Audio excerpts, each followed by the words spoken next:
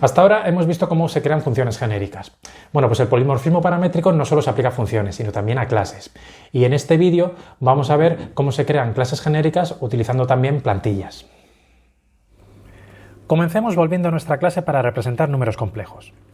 Aquí tenéis los atributos privados y la interfaz pública, solo las definiciones y no las implementaciones.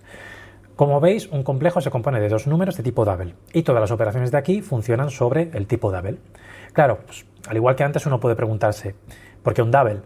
Y si quiero tener yo un número complejo cuyas componentes en lugar de double sean float o incluso enteros, que son los llamados enteros gaussianos, ¿vale? Los complejos cuyas componentes son números enteros. Bueno, pues es posible hacer una única definición que luego puedo utilizar con distintos tipos para las componentes. Y este mecanismo es el mismo que antes, las plantillas. Como veis, la sintaxis es la misma. La única diferencia es que ahora estoy poniendo el template antes de la definición de una clase, ¿vale? Y de nuevo los huecos están pensados para reemplazarse por un tipo.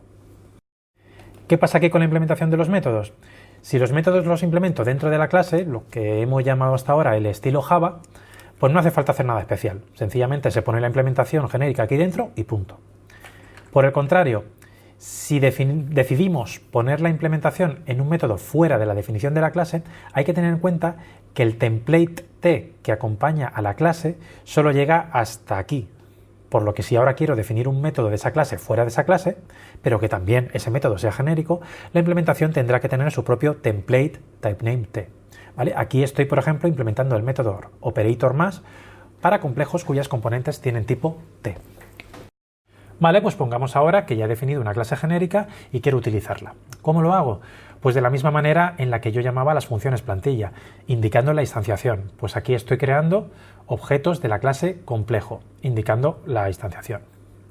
Aquí son complejos cuyas componentes son de tipo double y aquí hay complejos cuyas componentes son de tipo float. Ojo, aquí no hay ningún mecanismo de inferencia de tipos para las plantillas, es decir, aquí es obligatorio poner el tipo con el que yo quiero instanciar. Si yo declaro una variable de tipo complejo así a secas y no pongo la instanciación, el compilador me va a rechazar esa declaración. Eso sí, si yo en la mayoría de los casos fuese a instanciar la plantilla con el mismo tipo o casi siempre con el mismo tipo, podríamos utilizar un atajo. El atajo es el siguiente, ¿vale? Consiste en indicar un tipo por defecto para el parámetro de plantilla.